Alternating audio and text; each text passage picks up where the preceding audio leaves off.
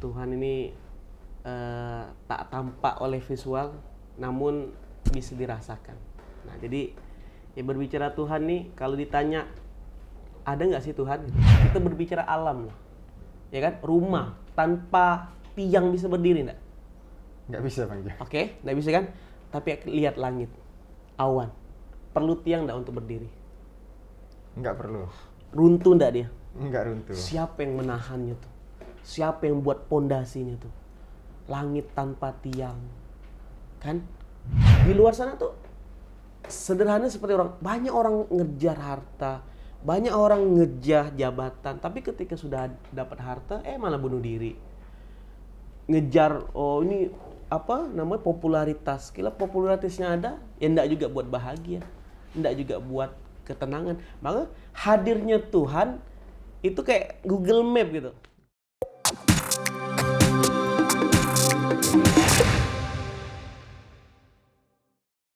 Baik teman-teman, hari ini kita kedatangan tamu spesial dari Kota Sintang.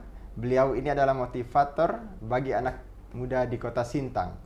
Ini dia adalah Bang Jul Fiadi. Assalamualaikum. Waalaikumsalam warahmatullahi Sehat wabarakatuh. Bang Acan? Alhamdulillah sehat Bang Jul. Insyaallah. Bang Jul, dengan perjalanan menjadi motivator, pastinya banyak pertanyaan yang muncul di anak-anak muda ini.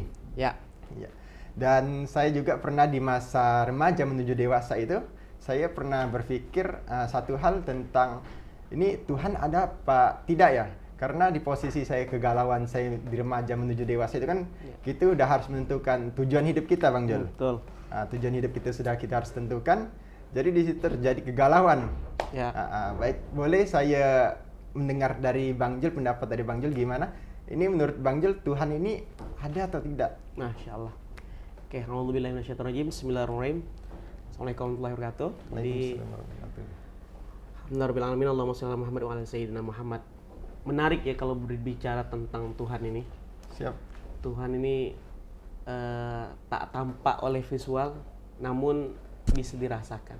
Nah, jadi ya berbicara Tuhan nih, kalau ditanya ada nggak sih Tuhan? Gitu. Kalau sederhananya gini, Bang Acan. Siap. HP ini rumit nggak buatnya? Sekarang rumit, Bang Jul. Kira-kira bisa nggak kejeder gitu, petir langsung nyambar di langit langsung jadi HP? Pasti nggak bisa. Tentu gimana nih? Pasti. Ada penciptanya. Nah, pertanyaan saya, organ tubuh, saraf, urat-urat, jantung berdetak, mata yang berkedip terus. Itu kira-kira kan kalau kita pernah dengar di luar sana kan ada istilahnya teori Big Bang, ada istilahnya teori Darwin. Nah, sebenarnya ini ya teori-teori aja. Ya kalau kita sebagai orang yang Islam, sebagai orang beriman, ya kita wajib meyakini bahwasannya kita ini dari ada yang menciptakan gitu. Masya Allah. Siapa yang menciptakan? Allah. Coba bayangkan, HP saja Serubri ini yakin nggak langsung keder dari teori misalnya ledakan apa gitu kan jadi HP. Enggak. Nah, apalagi manusia sedetail itu. Kalau manusia ini buatan manusia, nggak mungkin nah. Kok manusia nyiptain manusia lagi? Nah, artinya ya manusia ini pasti ada yang ciptain itu. Dengan kelebihannya. Maka istilah Quran itu laqad khalaqnal insana fi ahsani taqwim. Apa kata Quran? Aku tuh telah menciptakan manusia tuh dengan sebaik-baik ciptaan. Jadi enggak mungkin mata di sini, telinga di sini, udah sempurna benar. Enak enggak dilihat kalau kita ngeliat manusia? Enak. Dan sempurna. hal ini, kesempurnaan ini tuh pasti ada yang ngedesainnya. Dan yang ngedesainnya pasti luar biasa sekali. Yang maha luar biasa. Nah, itulah Allah Rabbul Alamin. Begitu Bang Acan. Berarti menurut Ya. Bang Jul ini Tuhan ini ada. Dan beliau ini sang pencipta langit dan bumi dan Ya. semua isinya. Dan Ya. terutama kita di sini adalah ciptaan dan karya dari Allah. Betul sekali. Itu bayang. Oke, tadi saya berbicara tentang manusia. Kita berbicara alam lah. Ya kan? Rumah tanpa tiang bisa berdiri enggak? Nggak bisa, Bang Jul. Oke, enggak bisa kan?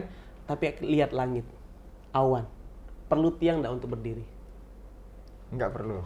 Runtuh enggak dia? Nggak runtuh. Siapa yang menahannya tuh? Siapa yang buat pondasinya tuh? Langit tanpa tiang. Kan?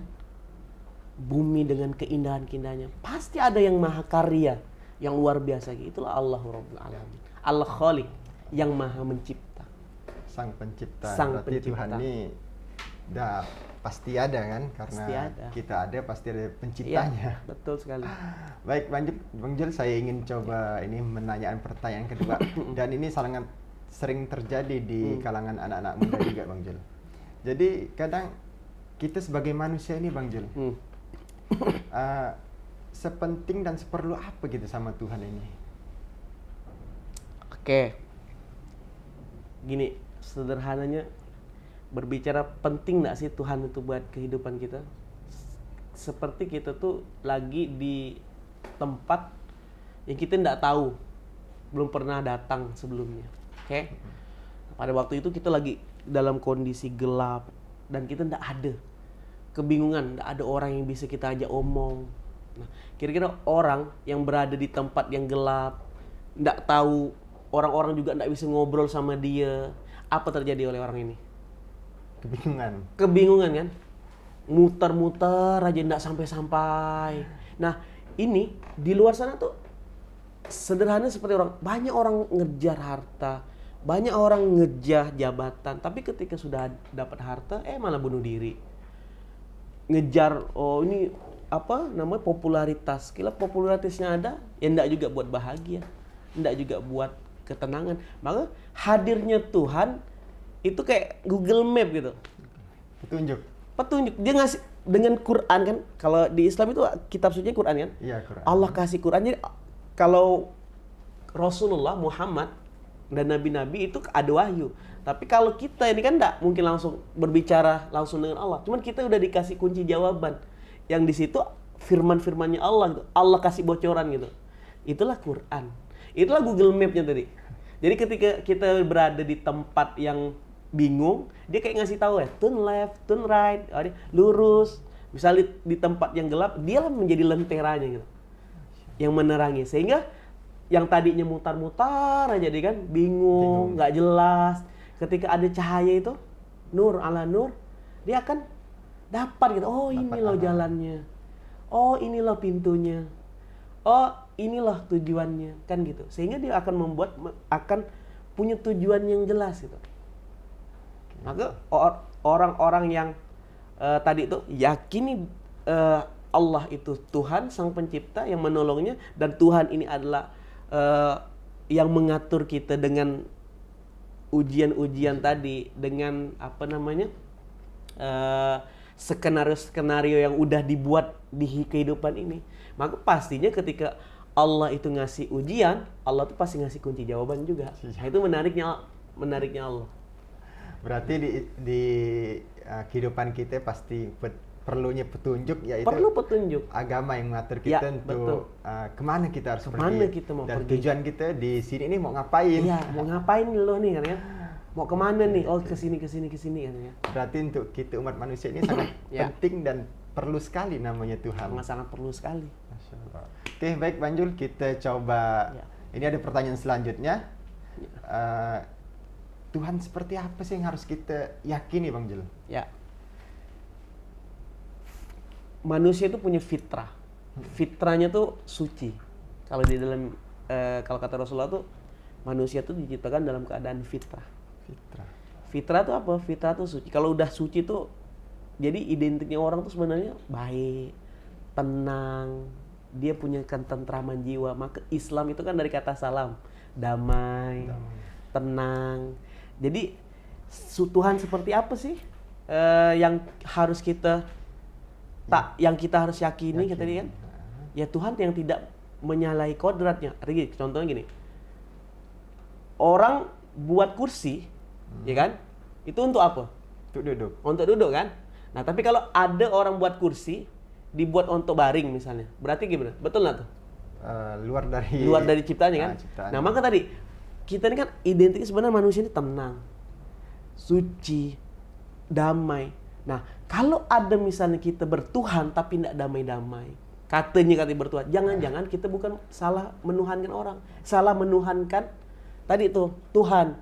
Jangan-jangan kita menuhankan harta, jangan-jangan kita menuhankan jabatan, jangan-jangan kita menuhankan popularitas, sehingga fitrah manusia tadi itu tidak tenang. Padahal ketika kita betul bertuhan, pasti identiknya kita tenang, pasti kita akan dapat ketentraman, kedamaian. Maka wallazi anzala sakinah fi qulubil mu'minin, fi qulubil mu'min. Jadi Allah itu yang memberikan ketenangan.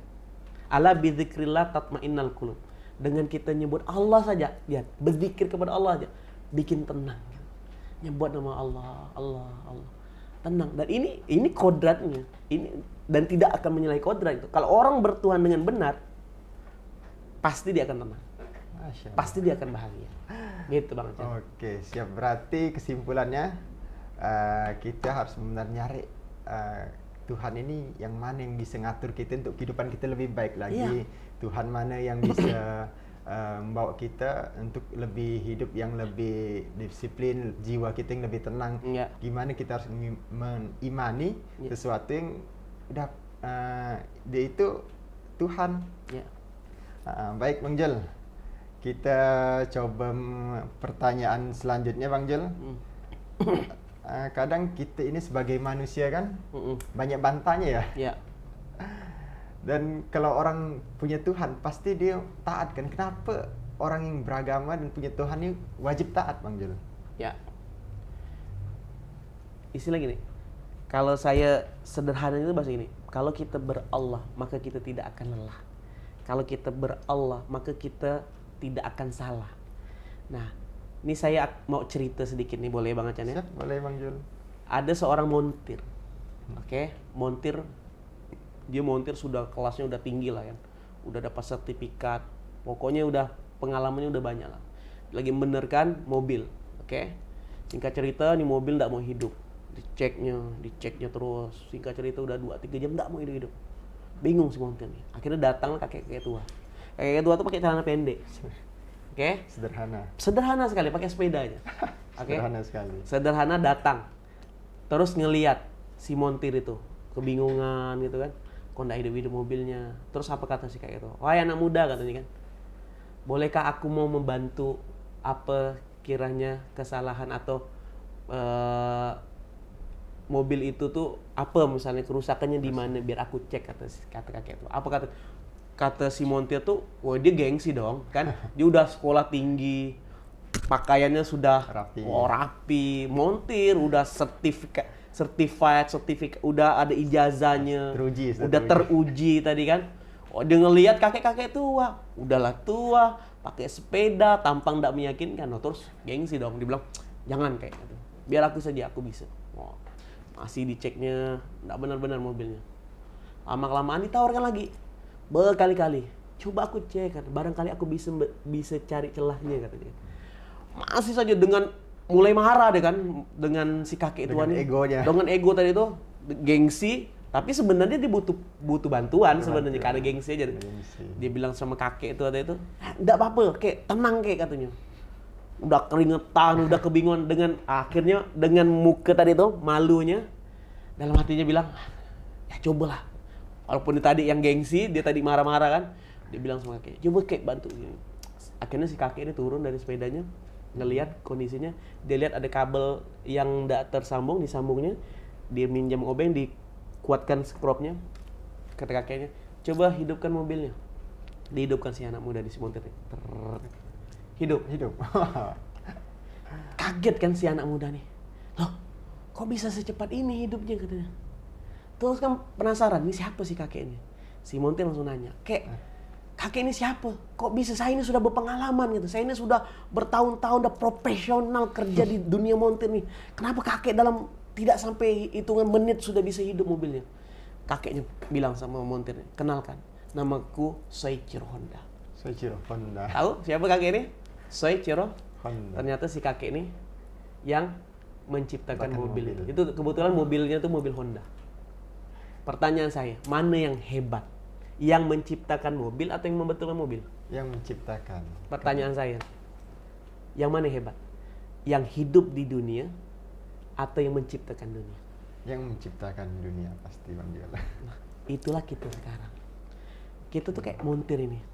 Merasa kita tuh bisa, merasa kita tuh hebat, merasa harta nih bisa menyelesaikan masalah, merasa jabatan nih kalau dapat jabatan bisa melakukan segalanya, merasa kalau udah dapat popularitasnya akan dapat kebahagiaan.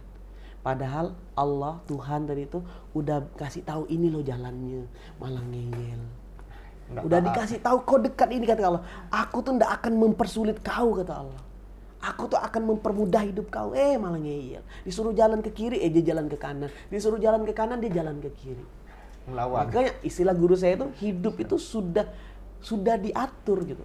Jadi kalau hidup itu susah, sebenarnya kita yang susah diatur. Kan gitu. Karena ya Tuhan itu tidak akan mau gitu hambanya tuh sengsara gitu. Kalaupun diuji dengan penderitaan, dalam tanda kutip ya, itu sebenarnya bukan tanda benci, tidak. Itulah tanda sayangnya Tuhan. Biar apa? Biar mental kita tuh mental orang-orang yang hebat gitu. Dalam kondisi apapun siap, kan gitu. Kadang kan orang bilang hadiah tuh harus yang enak, hadiah tuh harus yang nyaman. Nggak juga kayak gitu kan. Hadiah tuh kadang datangnya dalam bentuk sakit, dalam bentuk kehilangan. Kenapa? Karena ketika kita di episode susah, itu sebenarnya kita tuh sedang melatih rasa. Nah, ketika di episode susah, dia betul meresponnya, dia betul meletakkan harapannya, dia betul merespon kunci jawabannya tadi. Maka episode susah ini akan diganti Allah dengan kemudahan-kemudahan. Sehingga dia akan diangkat derajatnya. Begitu Bang Aca. Oke, siap. Berarti kita ini harus untuk mencapai kesuksesan itu harus taat sama yang menciptakan kita ini, yaitu ya, Tuhan. Ya. Oke, Bang Jel. Bang Jel. Ya. Kita di anak muda ini kan kadang banyak terjadi kegalauan ya. Kegalauannya kadang terutama ada teman-teman kita yang masih non-muslim. Dan kadang mungkin di umur yang mungkin udah mulai dewasa, kadang malu mau belajar agama nih kemana dan sama siapa. Lalu sebenarnya yang Bang Jul pelajarin kan Islam kan? Ya. Jadi sebenarnya apa yang Islam ajarkan sampai Bang Jul menjadi seorang motivator untuk anak-anak muda di Kota Sintang? Ya. Sederhananya kalau Islam itu dua aja pegangannya. Maka kata Rasulullah tuh, kalau kau pegang dua ini, kau tidak akan tersesat selamanya. Kata. Apa dua itu? Quran, Sunnah. Quran, Sunnah. Nah, kadang kan orang gini, cari buku-buku ini, buku A, buku motivasi ini. Padahal di Quran itu sudah seluruh jawaban yang ada di kehidupan ini udah dibocorkan di situ. Kunci jawabannya sudah Udah kunci ada. jawabannya sudah ada. Sunnah itu kan Rasulullah. Rasulullah itu udah kayak miniatur gitu. Miniatur kehidupan. Maka kenapa Rasulullah itu dikasih susah, diuji dengan lelah, diuji dengan sakit. Bukan hanya senang tapi sakit juga. Biar apa? Biar orang-orang di seluruh dunia bisa tahu gitu. Oh, ketika kita susah tuh gini loh responnya. Oh, ketika kita diuji seperti ini gini loh meresponnya. Nah, Rasulullah sudah menyontoh. Kebayang enggak kalau Rasulullah tuh enggak dikasih contoh Rasulullah tuh susah, enggak kasih contoh Rasulullah tuh dicaci, dimaki. Ya, mungkin orang akan mentalnya hidup nih nyaman, hidupnya harus kaya, harus enggak juga gitu. Bahkan kenyamanan ini kadang misalnya gini, air yang tenang tapi kelihatan tenang tapi banyak buayanya gitu. Nah, maka hati-hati dengan kenyamanan gitu. Kenyamanan kan kayak nyaman tuh kayak air tenang kan. Tapi padahal di situ banyak buayanya. Banyak jebakannya. Ya kan kita enggak tahu. Justru kadang orang tuh dengan penderitaan, dengan susah tadi itu, itulah sebenarnya bumbu-bumbu yang membuat dia tuh menjadi lebih baik lagi, menjadi orang yang hebat. Karena orang-orang yang hebat sekarang itu pasti melalui fase-fase yang susah, fase-fase yang tidak enak. Maka siap kalau mau maju, siap-siap tidak nyaman. Kalau mau nyaman, siap-siap tidak maju, kan gitu. Nah, maka bertuhan itu wajib tau. Sangat wajib berarti. Sangat wajib kita belajarnya di mana? Kalau kita di Islam di Quran, tempatnya di mana? Di masjid. Di masjid. Masya Allah. Maka masjid ini sebagai tempat terbaik. Rasulullah itu melatih, mendidik, mengajarkan, mencontohkan di masjid awal. Dididik, dikrit sahabat-sahabat menjadi orang-orang yang hebat sesuai bidang-bidangnya. Oh, ini ada yang hebat punya kelebihan di harta kan. dikasih dakwah dengan harta seperti itu. Ini ada dengan kekuasaannya, oke, masuk surga. Dakwah lewat jabatan. Oh, dia punya misalnya dengan tenaganya, oke, dengan tenaganya, dengan ilmunya. Nah, belajar, baca Quran, pelajari. Oh, itu lengkap sekali.